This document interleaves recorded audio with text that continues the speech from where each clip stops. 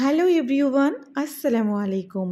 আজকে আমি আপনাদের কাছে একটা চিকেন তন্দুরির রেসিপি শেয়ার করব। বাড়িতে থাকা ইনগ্রিডিয়েন্টস দিয়ে সহজেই কিভাবে বানাতে পারবেন ওভেনে চিকেন তন্দুরি। প্রথমে চিকেনটাকে ভালো করে ধুয়ে পেঁচিয়ে পেঁচিয়ে কেটে নিয়েছি। এখন আমি একটা বোলের মধ্যে একটা চিকেনের জন্য বাটার বানাবো। তো সেখানে প্রথমে দিয়ে দিলাম টক দই। এরপরে আমি অ্যাড করব ব্ল্যাক পেপার। এক এক করে দিয়ে দেবো হলুদের গুঁড়ো পরিমাণ মতো কাশ্মীরি লাল পাউডার, তারপরে দিয়ে দেবো ধনে গুঁড়ো, এরপরে অ্যাড করব জিরা গুঁড়ো, এরপরে যেটা আমি অ্যাড করব মিট মশলাটাও আমি এর মধ্যে অ্যাড করে নেব। এরপরে আমি একটু কাসুরি মেথি হাতে নিয়ে হাতের সাহায্যে একটু দলে নিয়ে তারপরে আমি কাসুরি মেথিটা অ্যাড করব। তারপরে রসুন বাটা, আদা বাটা পরিমাণ মতো দিয়ে আমি এবার হাতের সাহায্যেও মেখে নিতে পারেন বা কেউ চামচ দিয়েও ফেটে নিতে পারেন, ভালো করে যাতে সব কিছুটা মিশে যায় সেইভাবে সুন্দর করে ব্যাটারটা আমি মাখিয়ে নেব। এখানে ব্যাটার মাখানো অলমোস্ট আমার ডান। এরপরে আমি অ্যাড করছি লেবুর রস। আপনারা চাইলে বোলের মধ্যে বের করানোর পরও অ্যাড করতে পারেন। আমি ডিরেক্ট লেবুর রসটা অ্যাড করলাম। লেবুর রসটা অ্যাড করার পরে আমি একটু দিলাম চিলি ফ্লেক্স। দেওয়ার পর আবার হাত দিয়ে ভালো করে মেখে নিলাম। আমি একটু লবণ অ্যাড করতে ভুলে গিয়েছিলাম, আর লবণটা আপনারা টেস্ট মতো আপনারা লবণ অ্যাড করে নেবেন, আর সামান্য একটু চিনি অ্যাড করবেন।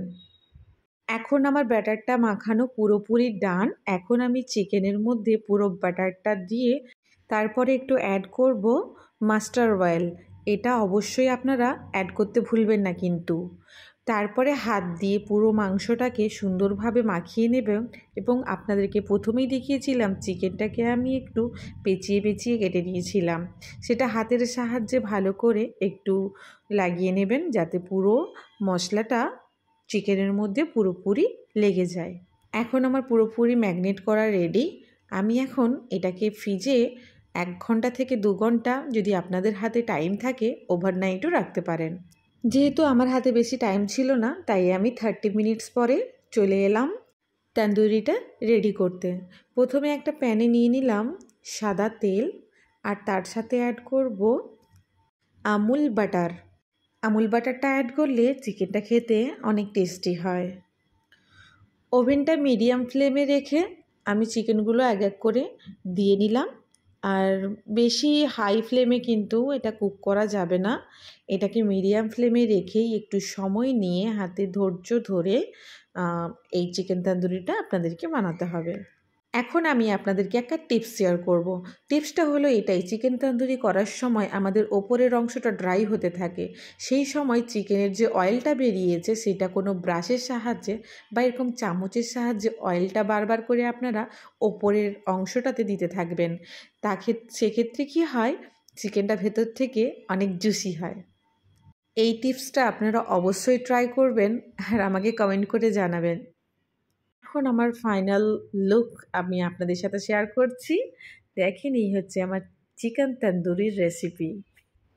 পুরোপুরি আপনারা যদি রেস্টুরেন্টের মতো খেতে চান তাহলে একটা কয়লাকে প্রথমে আঁচে গরম করে নিয়ে ওটাকে একটা বাটির মধ্যে, স্টিলের বাটির মধ্যে রেখে সামান্য তেল দিয়ে ঢাকা লাগিয়ে দেবেন। 5 মিনিট ঢাকা লাগানোর পরে কয়লার স্মেলগুলো চিকেনের মধ্যে ঢুকে যাবে। তখন আপনারা নিজেদের মতো করে সার্ভ করবেন আর খেয়ে দেখবেন পুরোপুরি রেস্টুরেন্ট মতো। চিকেনটা দেখে আপনারা ফিল করতে পারছেন না কি জানি না, বাট ভেতর থেকে অনেক জুসি আর বাইরে থেকে খেতে অনেক মজা। সো ফ্রেন্ড, আজকের ভিডিও এই পর্যন্ত। আমার ভিডিও যদি ভালো লেগে থাকে like, comment, share and subscribe করতে ভুলবেন না। আর কেমন কেমন রান্না পেতে চান অবশ্যই কমেন্ট করে জানাবেন। আপনাদের কমেন্ট রাখার চেষ্টা অবশ্যই আমি করব। সবাই ভালো থাকবেন, আমাদের জন্য দোয়া করবেন। আল্লাহ হাফিজ।